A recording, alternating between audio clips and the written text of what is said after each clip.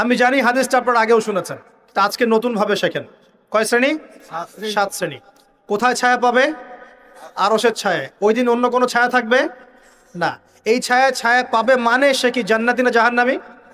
তার কোনো টেনশন হবে? কোনো হিসাব নিকাশের টেনশন, কোনো ভয়, কোনো কিয়ামতের বিভীষিকা কিচ্ছু নাই। একদম সুকুন, ইতমিনাল, একদম নিরাপদ। আচ্ছা, 1 নাম্বার, আগে সিরিয়াল ওয়াইজ বলি, তারপরে আপনাকে বোঝাচ্ছি। 1 নাম্বার হচ্ছেন ইমামুল আদিল। কি নাম? ইমামুন আদিল, মানে ন্যায়পরায়ণ শাসক। ন্যায়পরায়ণ শাসক রাষ্ট্রের শাসক হতে পারে, সমাজের হতে পারে, পরিবারেরও হতে পারে। যেখানে যে দায়িত্বশীল তাকেই তার দায়িত্বশীল বলা হয়। আচ্ছা, 1 নাম্বার ইমামুন আদিল। 2 নাম্বার ওয়াশাবুন, এই যে তুমি যুবক, ওয়াশাবুন যুবক, নাশআ ফি ইবাদাতিল্লাহি তাআলা, যে আল্লাহ পাকের ইবাদতে তার যৌবন বিলিয়ে দিয়েছে। কে সেটা, যুবক না বৃদ্ধ? কি করেছে? আল্লাহর ইবাদতে জীবন যৌবনটাকে বিলিয়ে দিয়েছে। বিলিয়ে দেওয়ার মানে কি? বিলিয়ে দেওয়া মানে কি পার্ট টাইম মুসলিম হওয়া না ফুল টাইম মুসলিম হওয়া?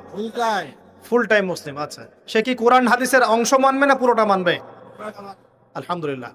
3 নাম্বার রজুলুন, এমন ব্যক্তি, কলবুহু, যার কলব, কলব মানে কি? অন্তর, মুআল্লাকুন ফিল মসজিদ, মসজিদের সাথে অন্তর কি থাকে? ঝুলে থাকে। এটা কি সত্যি সত্যি কলিজা ঝুলে থাকে না টান? কি বোঝানো হচ্ছে? মসজিদের সাথে কি টান? ওই যে মোবাইল ফোনের সাথে যেমন হয়েছে আর কি, এখন ওইটাই হয়েছে না মোবাইলের সাথে। এখন রজুলুন কলবুহু মুআল্লাকুম বিল মোবাইল, এখন হয়েছে এরকম যে এমন ব্যক্তি যার অন্তর কি হয়? মোবাইলের সাথে ঝুলে থাকে, থাকে না? সবার, আমার সহ সবার ফোন সার্চ করলে দেখা যাবে যে আমরা লাস্ট হয়তো 1 ঘন্টা 2 ঘন্টা আগে লাস্ট টাইম আমরা হোয়াটসঅ্যাপ চেক করেছি, ফেসবুক চেক করেছি, আমরা ইউটিউব চেক করেছি। কিন্তু যদি আমল নামা দেখা হয়, দেখা যাবে লাস্ট 1 মাসেও কোরআন চেক করে নাই, লাস্ট 2 মাসেও হাদিসের একটা বই খুলে দেখে নাই। আল্লাহ পাক আমাদেরকে বোঝার তৌফিক দান করুন, এইরকম খারাপ বদভ্যাস থেকে বেরিয়ে আসার তৌফিক দান করুন। এখানে 3 নাম্বার, সেই ব্যক্তি যার কলব কোথায় ঝুলে থাকে? মসজিদে, মানে মসজিদের সাথে টান, জামাতে নামাজ পড়ার ব্যাপারে আগ্রহ থাকে।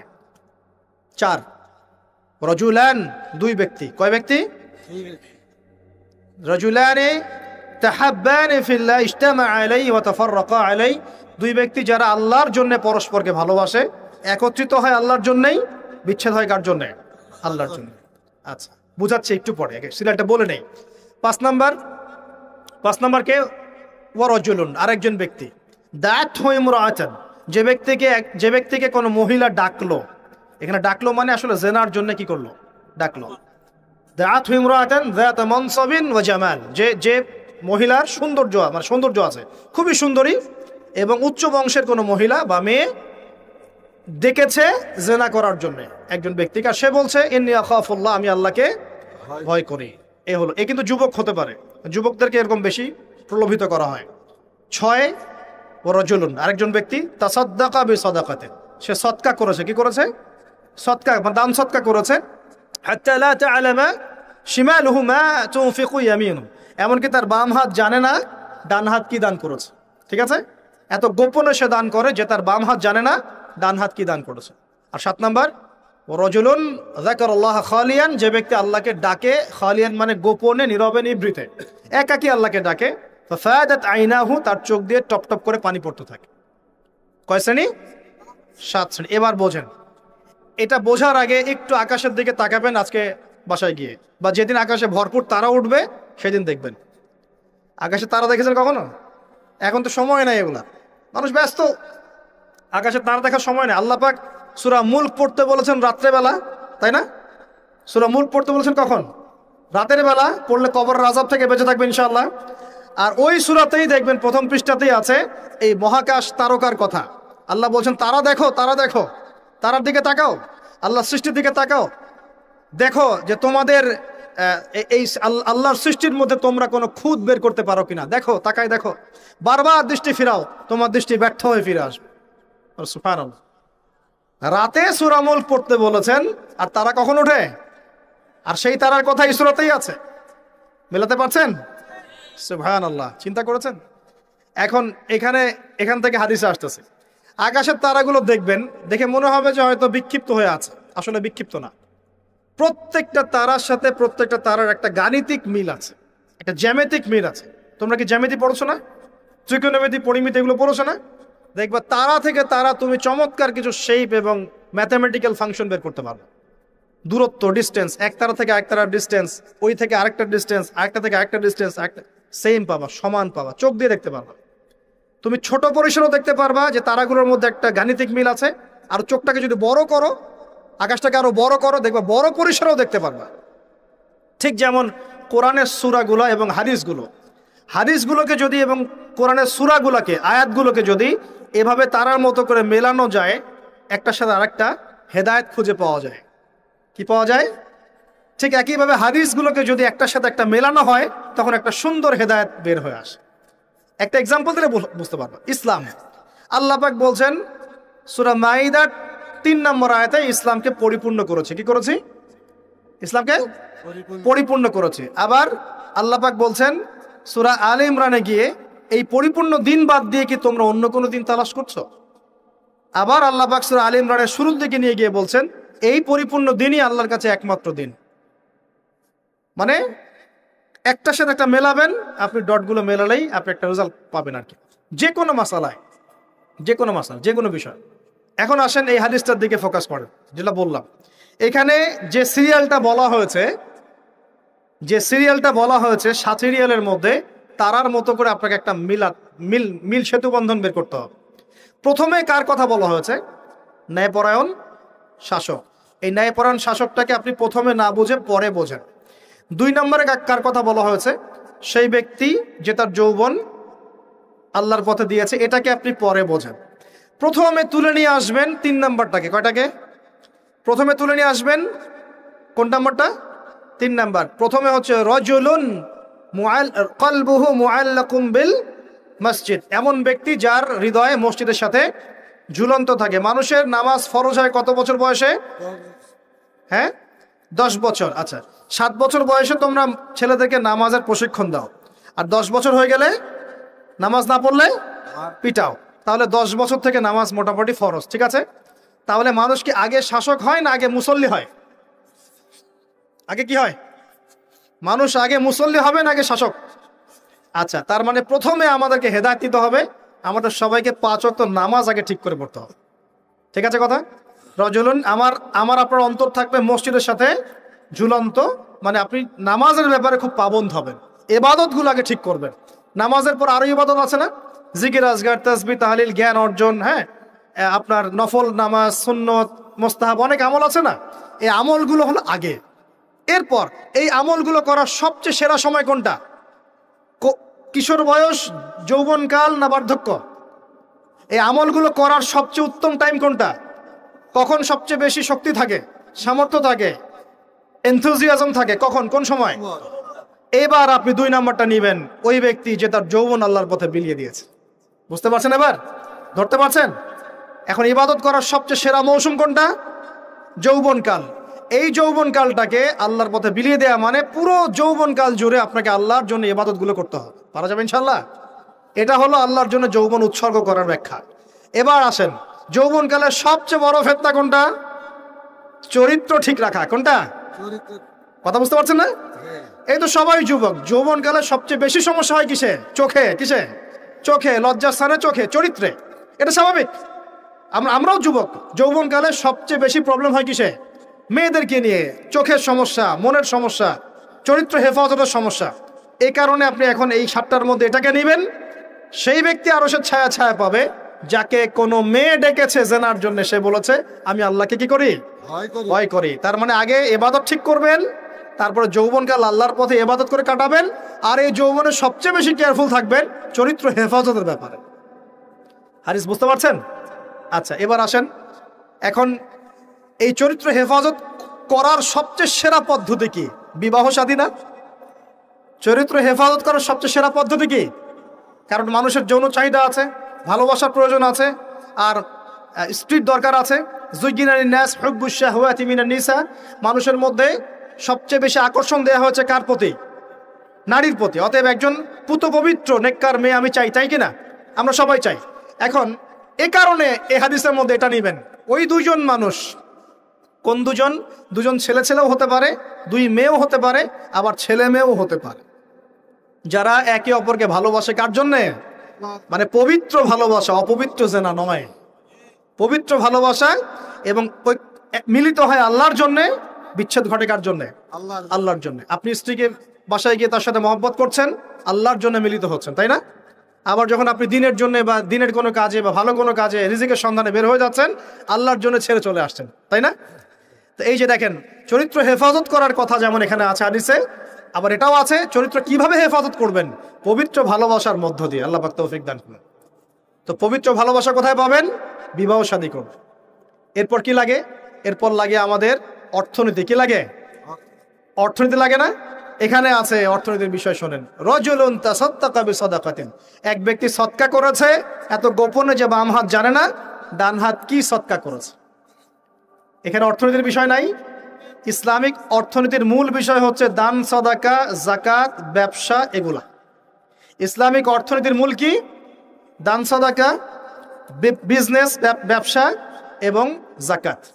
আরো কিছু বিষয় আছে কিন্তু এগুলো মৌলিক। এর বিপরীতে বর্তমান বিশ্বজুড়ে চলমান হারাম অর্থনীতির মূল ভিত্তি হচ্ছে সুদ বা রিবা। সুদ বা রিবা। কোনটা হালাল কোনটা হারাম?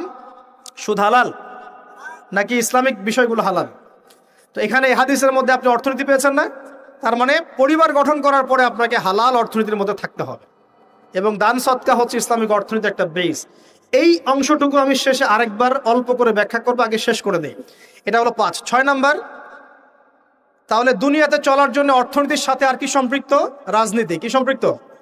রাজনীতি। এই কারণে এখানে বলা হচ্ছে ইমামুন আদেল, ন্যায়পরায়ণ শাসক। যদি ন্যায়পরায়ণ শাসক চলে আসে, তাহলে একটা পুরো দেশ সমাজ এক আল্লাহর বিধান অনুযায়ী চলবে না? সবাই ভালো থাকবে না? সবার জীবনযাত্রার মান নিশ্চিত হবে না? জুলুমের ভিত্তিগুলো উপরে যাবে না? এবং সবাই দুনিয়াতেও সফল, পরকালে সফল হবে কিনা? এই কারণে বলা হচ্ছে ন্যায়পরায়ণ শাসক, আরো সে ছায়া ছায়া পাবে। আর এই সবগুলো কাজ করার পরে মানুষ এমন একটা লেভেলে যাবে যে আল্লাহর মারেফত সরাসরি পেয়ে যাবে ইনশাআল্লাহ। তখন গোপনে গিয়ে যখন আল্লাহকে ডাকবে, আল্লাহর কাছে তওবা ইস্তেগফার করবে, দোয়া করবে, চোখ দিয়ে টপ টপ করে পানি পড়া শুরু করবে। আল্লাহর সাথে ওই সম্পর্ক তৈরি করা গেলে সর্বশেষ সর্বোচ্চ অবস্থা হচ্ছে আল্লাহর মারেফত পাওয়া, আল্লাহকে পেয়ে যাওয়া। আল্লাহকে ডাকলেই চোখ দিয়ে পানি বের হবে। এখন ডাকলে পানি বের হচ্ছে না, কিন্তু এই ধাপগুলো অতিক্রম করে ডাকেন, দেখবেন ইনশাআল্লাহ চোখ দিয়ে পানি ঝরছে। অতএব এই হাদিসের মধ্যে যে 7টা বিষয় আছে, এগুলোকে একটু আকাশের তারার মতো করে মেলাতে হবে, তারপরে আপনি একটা ধারাবাহিক হেদায়েত পাবেন ইনশাআল্লাহ তাআলা। এবার শেষ করার আগে আমি ওই অংশটুকু নিয়ে দুটো কথা বলে শেষ করছি। একটু মনোযোগ দিবেন এই জায়গাটা।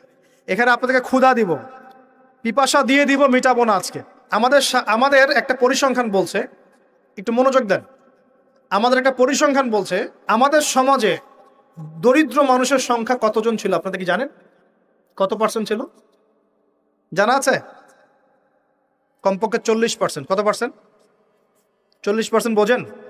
প্রতি 100 জনে 40 জন, তার মানে প্রতি 50 জনে, প্রতি 50 জনে, প্রতি 25 জনে বলেন 10 জন। কি তোমরা স্কুল কলেজে পড়ো নাই? প্রতি 25 জনে কয়জন? 10 জন। আচ্ছা, আরো কমালে 12, 12.5 জনে 5 জন। ঠিক আছে? আচ্ছা, এখন কত সাল চলছে? 23। মাঝখানে করোনা চলে গেছে আর অনেক ঝামেলা চলে গেছে। তারপরেও আলহামদুলিল্লাহ 2023 সালে আজকে রিপোর্ট দেখেছি যে দারিদ্র্যের হার হচ্ছে মোটামুটি ভাবে 20 to 21%, 20 থেকে 21%। তার মানে কমেছে না? আচ্ছা, অবস্থা তাহলে ভালো না খারাপ? আগের চেয়ে ভালো না খারাপ? আচ্ছা, ভালো। এখন 20% মানে কি? 20% মানে প্রতি 5 জনে একজন, প্রতি 5 জনে একজন, প্রতি 5 জনে মানে আমাদের প্রতি 5 জন মানুষের মধ্যে একজন মানুষ আমাদের মতো সচ্ছল না। 4 জন যেমন সচ্ছল, 5 নম্বর ব্যক্তি ততটা সচ্ছল না যেমনটা 4 নম্বর ব্যক্তি সচ্ছল। এখন কিভাবে ইসলাম এই অর্থনৈতিক সিস্টেমটাকে সাম্যের দিকে নিয়ে আসে? ওই যে বললাম রাজুলুন তাসাদ্দাকা বিসাদাকাতিন, এমন ব্যক্তি যে দান করে, বাম হাত জানে না ডান হাত কি দান করেছে। আমি এটা বোঝানোর জন্য আপনাকে একটা মাসের কথা বলবো। রমজান মাস, নাম তো শুনেছি। আচ্ছা, রমজান মাসে কিন্তু আমরা মোটামুটি 100% ইসলাম ফলো করার চেষ্টা করি। অন্য কোনো মাসে করি না করি, এই মাসে করি। আর আল্লাহ পাক চাচ্ছেন আমরা যেন রমজানের শিক্ষাটাকে সারা বছর ধরে রাখি, এটা আল্লাহ চাচ্ছেন। কিন্তু আমরা কি করি? রমজানের শিক্ষাটাকে রমজানে রাখি, শাওয়ালের চাঁদ উঠলে আমরা এই শিক্ষাটা অনেকেই ভুলে যাই। ইল্লা কলিলাম মিন্না, আমাদের মধ্যে অল্প কিছু মানুষ বাদ দিয়ে। রমজান মাসে কিন্তু এই হারটাই হারই থাকে। এবারে ভালো একটু মনোযোগ দেন, পরে বুঝতে পারবেন না। রমজান মাসের দিকে ফোকাস করেন। এই মাসেও তো পরিসংখ্যান এমনই থাকে নাকি চেঞ্জ হয়ে যায়? এমনই থাকে। এখন তাহলে আমরা এই মাসে কিভাবে চলি আপনাকে বোঝাচ্ছি। আমরা কি করি? ইফতার যখন আমরা করি না, ইফতার করি না, আমরা ইফতার করি রমজান মাসে, যাকাত দেই, সদকা করি, বেশি বেশি দান করি না? আমরা রমজান মাসে আল্লাহর পথে অনেক দান করি না? প্রতিবেশীকে খাবার দেই না? মানুষের বাসায় ইফতার পৌঁছে দেই না? আসলে আমরা কি করি জানেন? আসলে আমরা ওই 4 জন মিলে, ওই যে পঞ্চম ব্যক্তি যার অবস্থা 4 জনের মতো না, ওর দায়িত্ব আমরা নিয়ে নেই। বলেন সুবহানাল্লাহ। রমজান মাসে আমরা কি করি? ওই 4 জন মানুষ মিলে ওই পঞ্চম ভাই যে আমার মতো খেতে পারছে না, ওর দায়িত্ব কে নেয়? আমরা দায়িত্ব নিয়ে নেই, ওর ঘরে খাবার পৌঁছে দেই। এভাবে পুরো সমাজের মানুষ খাওয়া শুরু করে, কেউ না খেয়ে মারা যায় না। দেখবেন সবার বাসায় সেহরি খাবার, আপনার খাবার দিয়ে আসা হয়, ইফতার দিয়ে আসা হয়, আমরা দিই না? আস্তে আস্তে কমছে তো এটা, কিন্তু আমরা তো দিতাম নাকি না? এমনকি অমুসলিম ভাইরাও যদি থাকে ওদেরকেও ডেকে এসে আমরা কি বলি? বসেন ইফতার করেন, বলি না? আমরা কিন্তু অন্যের খাবারের দায়িত্ব নেই, কিন্তু সারা বছর এটা ধরে রাখি না। আচ্ছা, এবার আসেন। এখন মনে করেন, আমি বলছি 5 জনে 1 জন। এখন মনে করেন আপনার পুরো সমাজে মানুষ 20 কোটি। কয় কোটি? 20 কোটি মানুষের মধ্যে পরিসংখ্যান কেমন হবে? 5 কোটি। তাহলে বলেন তো 5 কোটি মানুষকে এভাবে খাবার প্রোভাইড করাটা কি সহজ কাজ না কঠিন কাজ? সহজ না কঠিন? কঠিন কাজ। কিন্তু তাহলে এই যে 15 কোটি মানুষ আমরা যারা খাচ্ছি, তাদের তো খাবার আছে না বাজারে? আচ্ছা, এখন যখন রমজান মাসে বা অন্য কোনো সময় আমরা এই 5 কোটি মানুষকেও খাওয়ানোর চেষ্টা করব, তখন খাবার বেশি লাগবে না? লাগবে কি না? আচ্ছা, খাবার বেশি লাগবে। যখন খাবার বেশি লাগবে আর আমদানি যদি বন্ধ হয়ে যায় অথবা উৎপাদন যদি কম হয়, তাহলে এই খাবারের উপর চাপ বাড়বে কিনা? বাড়বে কিনা? আমি সহজ করে বোঝানোর চেষ্টা করছি, বুঝতে কি পারছেন? এই লিমিটেড খাবারের উপর চাপ বাড়বে কিনা? বাড়বে। তাহলে চাপ বাড়লে দাম বাড়বে কিনা? সলিউশন হচ্ছে এখন তাহলে আমাকে ওই পরিমাণ খাবার আমদানি করতে হবে অথবা উৎপাদন করতে হবে। এই তো দুটো অপশন। আর কোন অপশন আছে? আকাশ থেকে মান্না সালওয়া পড়বে? ওই মান্না সালওয়া পাওয়ার মতো ইমান আছে? মান্না সালওয়া পাওয়ার মতো কি আমরা পরেজগার হয়েছি? আচ্ছা, তাহলে আমদানি আসতে হবে, আর আমার দরকার হচ্ছে উৎপাদন বাড়ানো। আমরা আজকেও আমি পড়াশোনা করেছি, দেখলাম বিগত 5 থেকে 10 বছরের মধ্যে কৃষিভিত্তিক কৃষির প্রবৃদ্ধির যে হার, এটা একটু কমেছে। কি হচ্ছে? কমেছে। বেকারত্ব একটু বেড়েছে, রিজার্ভ কমেছে, এটা তো সবাই জানেন। রিজার্ভ কমেছে না? কমেছে। এলসি বন্ধ হয়েছে, এটা জানেন? কোনো কোনো ক্ষেত্রে, সবার ক্ষেত্রে না, কিছু কিছু ক্ষেত্রে বন্ধ হয়েছে। এমন হয়েছে যে অনেক অনেক জাহাজ বন্দরে ঘোরাফেরা করছে, ভিড়ে আছে, কিন্তু পণ্য খালাস করা সম্ভব হচ্ছে না, বিকজ ওদেরকে দেওয়ার মতো আমাদের কাছে ডলার নাই, যার কাছে যে আমদানি করেছে। এখন তাহলে অপশন ওই খাবারগুলো নামিয়ে ফেলা, যেগুলো ঘোরাফেরা করছে এগুলো নামিয়ে ফেলা, নামিয়ে মজুদ করে সবাইকে খাবারের ব্যবস্থা করা। নামাতে হলে আমার এখন টাকা লাগবে কি না? তাহলে ওই টাকাটা তো আমদানিকারকের কাছে নাই, তখন এই টাকাটা সে কোত্থেকে নেবে? তখন পণ্যের দামটা সে বাড়িয়ে দিবে, আপনার পকেট থেকে টাকা নিয়ে সে ওটা শোধ করবে। তাহলে দাম বাড়বে কি না? বাড়বে। আরও আছে, যদি এখন আমি চিন্তা করি যে না, আমি বহির্বিশ্বের কাছে লোন নিব, বাইরের বিশ্বের কাছে বড় বড় যারা উন্নয়নশীল কান্ট্রি বা উন্নত, ওদের কাছ থেকে লোন টোন নিয়ে আমি এটা শোধ করব, ওরা কি বিনা সুদে লোন দিবে? ওই সুদটার হার কেমন হবে? হয়তো 20%, 25%, 10%, 12% এমন তো হবে। তো 10% সুদ মানে হচ্ছে, মনে করেন $1 সমান সমান, এখন যদি কথার কথা বলছি, যদি $1 সমান সমান 100 টাকা হয়, তখন হবে 112 টাকা। তখন কি হবে? তার মানে আপনার 12% বেতন কমে যাবে। বুঝতে পারছেন না মনে হয়? যদি আপনার বেতন হয় 100 টাকা, তখন বেতন হয়ে যাবে 90 টাকা। বুঝতে পারছেন? আপনার এটা কমে আসবে। এটাকে বলে মুদ্রাস্ফীতি। ডলারের বিরুদ্ধে এগেনস্টে টাকার মান পড়ে যাওয়াটাকে কি বলে? মুদ্রাস্ফীতি। মানে আপনার টাকার মানটা কমে গেল, মানে আপনার শ্রমটা চলে গেল। 25,000 টাকা দিয়ে আপনি যা করতে পারছেন, এখন সেই টাকাটার মান 20,000 টাকা হয়ে গেলে আপনার শ্রমটা চলে গেল। তো এখন ওরা তো আর ফ্রি লোন ছাড়া তো ওরা আমাদেরকে সাপোর্টটা দিবে না। এখন লোন নিতে গেলে সমস্যা, এই লোনটাও তো শোধ করতে হবে। তাহলে সব দিক থেকেই সিচুয়েশনটা এমন হবে যে জীবনযাত্রার মান এবং নিত্য প্রয়োজনীয় দ্রব্যের মান বেড়ে যাওয়ার সম্ভাবনা আছে। এখন আমরা আমাদের মুসলিম ভাই যারা সামনে আসছে রমাদান মাসে, তাদের অর্থনৈতিক নিরাপত্তার বিষয়ে কি চিন্তা করি? কি করবেন? কি প্ল্যান আপ? কয়েকটা অপশন। এক নাম্বার, আমাদের অপচয় কমাতে হবে। কি কমাতে হবে? অপচয়। কোনো রকম অপচয়ে যাওয়া যাবে না, অপচয় কমাতে হবে। যদি আমার 5টা খেজুরে আমার সাহারি হয়ে যায়, আমার 10টা খেজুরের দরকার নেই। ওই 5টা খেজুর আপনি প্রতিবেশীকে দিয়ে আসবেন। অপচয় কমাতে হবে, 1 নাম্বার। 2, যত হারাম রিজিকের সোর্স আছে সব হারাম রিজিকের সোর্স বন্ধ করতে হবে, না হলে ব্যবসায়, চাকরিতে, রিজিকে আল্লাহর বরকত উঠে যাবে। ব্যবসায়, চাকরিতে, রিজিকে আল্লাহর বরকত উঠে গেলে এই রিজিক দিয়ে আপনি এই সমস্যা মোকাবেলা করতে পারবেন না। সমস্ত হারাম রিজিকের পথটা বন্ধ করতে আল্লাহর ওয়াস্তে অন্তত পক্ষে এই রমজানে হোক এই সুদ, ঘুষ, দুর্নীতি বা এইসব করাপশনটা বন্ধ করে দেন, আদারওয়াইজ সমস্যা। আর কি? আর হচ্ছে কৃষিভিত্তিক উৎপাদন বাড়ানোর চেষ্টা করতে হবে। কি করতে হবে? আর কি? আরেকটা হচ্ছে দান সদাকা আমরা যারা করি না বা কম করি তাদেরকে দান সদাকার হাত প্রশস্ত করতে হবে। আরেকটা সবচেয়ে বড় অস্ত্র, সেটা হলো যার যার জাকাত ফরজ হয়ে গেছে অবশ্যই সঠিক খাতে জাকাত প্রদান করুন, অন্যথায় অর্থনীতি ঠিকঠাক টালমাটাল হয়ে যাবে। জাকাত প্রদান করুন। আর কি? আর হচ্ছে এটা বড়, এটা করার ক্ষমতা অবশ্য আমাদের নাই, যাদের ক্ষমতা তারা বুঝবেন। সেটা যত কালো টাকা আছে সব টাকাকে সাদা করতে হবে। যত কালো টাকা আছে আর যত টাকা বের হয়ে গেছে পাচার, সবগুলোকে ফেরত নিয়ে এসে ইকোনমির মধ্যে ঢুকিয়ে দিতে হবে, তাহলে ব্যালেন্স হবে ইনশাআল্লাহ। আর এই এই বাইরে যাওয়া টাকার পরিমাণ কিন্তু 2-4 টাকা নয়, এটা বিলিয়ন টাকা। বিলিয়ন, বিলিয়ন কি বোঝেন? 100 কোটিতে 1 বিলিয়ন, এটা বিলিয়ন বিলিয়ন টাকা না, ডলার ডলার। সেগুলোকে যখন নিয়ে আসা হবে, যদি নিয়ে আসা পসিবল হয় তাহলে সাস্টেইনেবল ইকোনমিক সিস্টেম দাঁড়াবে, তাছাড়া দাঁড়াবে না। আর এই অবস্থা 1 বছরে ঠিক হবে না, 2 বছরও ঠিক হবে না, 3 বছরও ঠিক হবে না। কিন্তু যদি এই ইসলামিক পদ্ধতিগুলো অ্যাপ্লাই করা যায়, ইনশাআল্লাহ একদিন না একদিন এই অবস্থা আমাদের সমাজ কাটিয়ে উঠবে ইনশাআল্লাহ। আমি একটা কান্ট্রির এক্সাম্পল দিয়ে শেষ করছি। আজকে থেকে 40 বছর আগে বর্তমান বিশ্বের অন্যতম সুপার পাওয়ার, তার নাম চায়না। কি নাম? চায়না। এই চায়নাতে দরিদ্র মানুষের সংখ্যা ছিল প্রতি 100 জনে 60 থেকে 65 জন। চিন্তা করতে পারেন, 60 থেকে 65% মানুষ তারা 3 বেলা খাবার পেত না।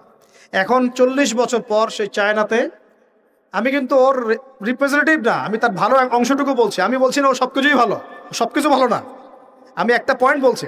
আর 40 বছর পরে ওর যে রাষ্ট্রীয় ব্যবস্থা বা যে ইকোনমিক সিস্টেম, এর আওতায় দারিদ্র সীমা নামতে নামতে নামতে নামতে এখন মনে হয় 2 থেকে 1% মানুষও ওদের দারিদ্র সীমার নিচে নাই। কোথায় 60% থেকে 8%? কিভাবে হয়েছে? ওরা সমস্ত জনগণের মধ্যে প্রায় 80 কোটি মানুষ, কত কোটি? 80 কোটি মানুষকে তারা প্রশিক্ষণ দিয়ে জনশক্তিতে রূপান্তর করেছে। কর্মক্ষেত্র বেড়েছে, কৃষিভিত্তিক অর্থনীতি বেড়েছে, ওদের পরিশ্রম বেড়েছে, প্রযুক্তিগত উন্নয়ন বেড়েছে। দুর্নীতির একদম নিচে নামিয়ে দিয়েছে। দুর্নীতি বলতে কিছু নাই, দুর্নীতির সাথে ওরা নাই। ওরা কি মুসলিম নাকি? তারপরেও নাই। দেশপ্রেম আছে ওদের মধ্যে, প্রচন্ড দেশপ্রেম আছে। সবাই অ্যাক্টিভ, পরিশ্রমী, ঠিক আছে? অপচয় করে না, বরং বিশ্বের বড় বড় বাজারগুলো ধরে ফেলেছে এবং এমন ডিপ্লোমেসি অ্যাপ্লাই করেছে সততার সাথে, আমানতদারিতার সাথে, যে 40 বছরের ব্যবধানে আজকে কোথায় আছে দেখতে পাচ্ছেন। ওই যে ফোনটা ধরে আসো, ওটাও চায়নার। তো মাথায় এই পার্টসগুলো সব চায়না, ক্যামেরা রেকর্ড সব চায়। কি নাই, সবকিছুই ওদের, সবকিছু। এবং বিশ্বের 3 নম্বর পরাশক্তি এখন চায়না। আমি বলছি না যে ওরা সবকিছু ওদের ভালো, এটা বলছি না, কিন্তু উইঘুরদের ব্যাপারে ওরা নির্যাতন করেছে, ওদের অনেক খারাপ কিছু থাকতে পারে। আমি শুধু ইকোনমিক সেকশনটার কথা বলি। আর আমরা দুর্নীতিতে কততম বললে রাগ করবেন নাকি? 1 নাম্বার নাই এখন, এক সময় ছিল 2005 সালের দিকে ছিল। এখন কত নাম্বার? 13 কি 12 নাম্বার। তাও তো কিছুটা উন্নয়ন হয়েছে আলহামদুলিল্লাহ। যদি আমাদের, আপনারা কি জানেন দুর্নীতি 1 নাম্বার দেশকে? দক্ষিণ সুদান। কোন দেশ ওটা? কি মুসলিম কান্ট্রি, নন মুসলিম কান্ট্রি? ওটাও মুসলিম কান্ট্রি। মুসলিমদেরই অবস্থা কেন? আর আপনি কি জানেন সবচেয়ে কম দুর্নীতিগ্রস্ত দেশ কোনটা? হ্যাঁ রাইট, কে বলছে? Right, Denmark. কোন দেশ? ডেনমার্কের সাথে একটা দেশ আছে, তার নাম নিউজিল্যান্ড। নাম শুনেছেন? কয়েকদিন আগে ওদের প্রধানমন্ত্রী বলেছিল যে আমি রিজাইন দিলাম, আমি নাই। তো আমরা মুসলিমরা নৈতিকভাবে আমানতের দিক থেকে, কর্মক্ষমতার দিক থেকে, ঈমান অন্যান্য দিক থেকে আমরা পিছিয়ে পড়ার কারণে আস্তে আস্তে আস্তে আস্তে বিগত 100 বছরে এই অবস্থা হয়েছে আমাদের। এখন কি আমরা এই অবস্থায় চলতে থাকবো, নাকি আমরা আমাদের উন্নয়নের চিন্তা করব, চেষ্টা করব? প্রথম কাজ, 10টা কাজ বলি। প্রথম কাজ হচ্ছে পড়াশোনা। কি করা? পড়াশোনা। 2 নম্বর কাজ জ্ঞান অনুযায়ী আমল করা। সবচেয়ে বড় কথা আধ্যাত্মিকত্ব অর্জন করা, সৎ থাকা। কি থাকা? সৎ থাকা। সত্যিকারের দেশপ্রেমিক হন। দেখানো তথাকথিত দেশপ্রেমিক হয়ে কোনো লাভ নাই। সত্যিকারের ভেতর থেকে দেশপ্রেমিক হন। মানুষকে নিয়ে ভাবেন, মানুষের উন্নয়নকে নিয়ে ভাবেন, মানুষের জীবনযাত্রার মান নিয়ে ভাবেন। নিজের আখের গোছানো নিয়ে এত ব্যস্ত হয়ে থাকা যাবে না। কারণ সামনে যে সংকটময় বিশ্বটা আমরা ফেস করব, এই বিশ্বে অবস্থা খারাপ আছে, অবস্থা খুবই খারাপ হতে পারে। আল্লাহ পাক হেফাজত করুন বলি আমিন। ব্যক্তিকেন্দ্রিক চিন্তা করলে হবে না, সবাইকে নিয়ে ভাবতে হবে। পরিবার আদর্শ ঠিক করেন, হালাল খান, সৎ কাজে আদেশ করেন, অসৎ কাজ নিষেধ করেন। পাশাপাশি বলবো যে অপচয় কমিয়ে দেন, প্রতিবেশীর খাবারের দিকে খোঁজ করেন, এতিমের ভরণ পোষণের দায়িত্ব নেন। সমাজে বহু অসহায় মানুষ পড়ে আছে, ওদের দিকে খোঁজ নেন, খবর নেন। কি করা যায়? উম্মার মাঝে বড় বড় ইস্যুগুলোকে নিয়ে কথা বলেন, ছোটখাটো বিষয়গুলোকে নিয়ে পড়ে থাকবেন না। ছোটখাটো বিষয় নিয়ে পড়ে থাকবেন না। বিশ্ব অনেক দূর এগিয়ে গেছে। আমরা যদি এখন এখানে পিছিয়ে পড়ে থাকি, আমাদের ধ্বংস কেউ ঠেকাতে পারবে না, কেউ না। আল্লাহ রাব্বুল আলামিন আমাদের সবাইকে এই হাদিসটা বোঝার তৌফিক দান করুন, প্রকৃতপক্ষে ইমানদার হওয়ার তৌফিক দান করুন। আমরা দোয়া করি বেশি বেশি নেক আমল করার তৌফিক দান করুন। আমাদের সবাইকে সৎ হওয়ার তৌফিক দান করুন। আমাদের সবাইকে আল্লাহ পাক হালাল খাওয়ার তৌফিক দান করুন এবং উম্মার মধ্যে ঐক্য সৃষ্টি করার তৌফিক দান করুন। আপোষে ভেদাভেদ, মারামারি, কাটাকাটি বন্ধ করেন। আল্লাহ পাক সবাইকে সৎ কাজে আদেশ করার তৌফিক দান করুন, অসৎ কাজে নিষেধ করার তৌফিক দান করুন। এবং যারা মাজলুমের উপর জুলুম করে, আল্লাহ পাক জালেমদেরকে ধ্বংস করে দিন বলি আল্লাহ।